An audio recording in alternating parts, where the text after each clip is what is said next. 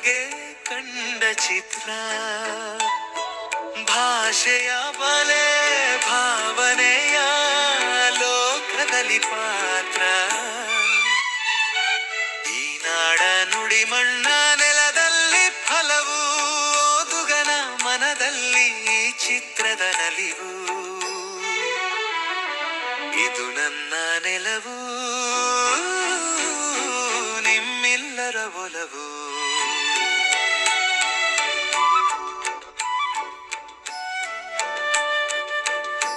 ಭಾಷೆಯ ಬಲೆ